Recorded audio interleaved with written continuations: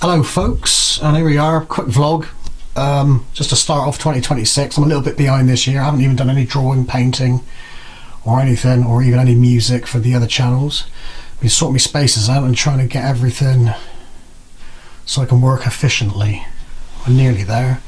So I just thought I'd go through a few pictures, and we got the Monkey King there, also influenced by the 80s TV series, which was shown in Britain. I'm from the UK. I'm not sure where else it was shown.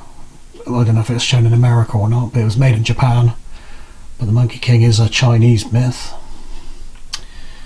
And that's good. My sister wants that picture, and I can put some Chinese symbols around the border and then send it off to her. And I might do another one as well. Well, I will do another one. There's an old picture there. Bear with me with the camera because it's not an automatic focus. So that was a tattoo design from my mate Darren, which he never had, but quite pleased with how that turned out. Now, I did get a little bit under the weather a little while back, and I did these drawings while I was laid up in bed for a bit. So it was a good opportunity to get back into some pen and ink drawings. And there's a print set, limited edition print set, with the English flag there and the Australian flag. The reason for that is I'm English, living in England. I've never been to Australia, but I have two friends who live out in Australia, and each one had the other two printed sets that you can see here. So I've got one, and my two Australian friends have the other two. One's an Australian, and the other is a friend from school who moved to Australia. Some other stuff here, there's some more pen and ink drawings, Stonehenge there, as you can see.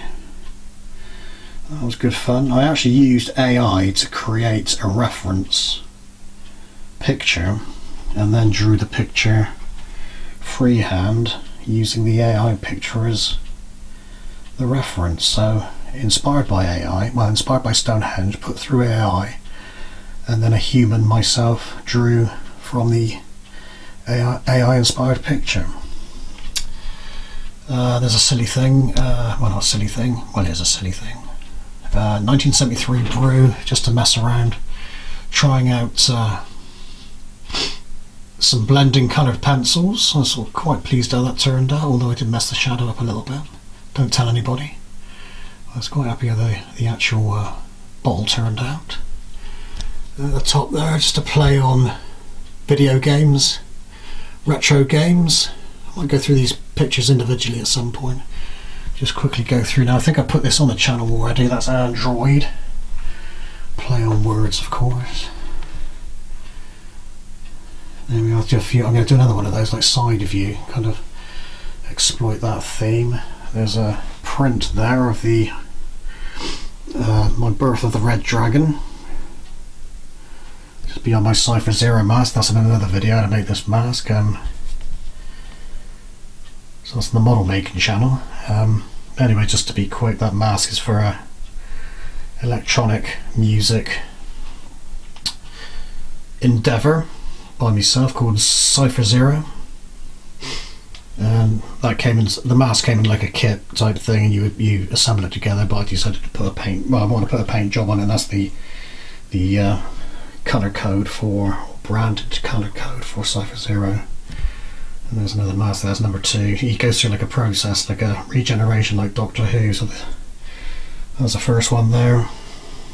Second, and he's on his 3rd generation here. Anyway, moving on. It's art. There's a sketch there. I did that while I was ill as well. I'm agoraphobic, and I drew that while I was in bed, and that kind of sort of like represents how I feel being like experiencing agoraphobia.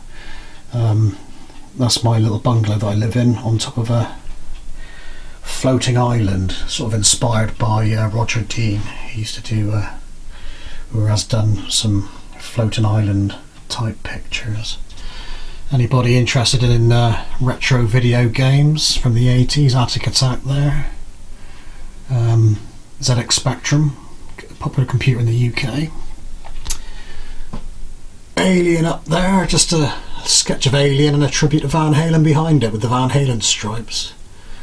I know I called that a name, but I can't remember what I called it. 5150 Xenomorph. So 5150 being Eddie Van Halen's studio. Rest in peace, Eddie Van Halen. And some sketches of like mock fake magazine covers. I'm going to try and do some sort of magazine at some point. I've called this one Zaps, so it's kind of sketching it out, but I want to think of a different name, similar to Zaps but something different. And that was kind of like a mock of issue 1.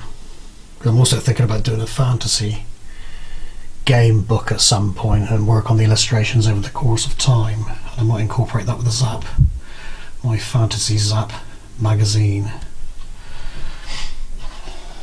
Of course, the lizard there. Lizard sketch, stay cool. This is called Humiverse. A lot of these drawings I've done over the last 10 years or so, but most of the ones you've seen, they're quite recent sketches and drawings. It was an experiment with blending pencils.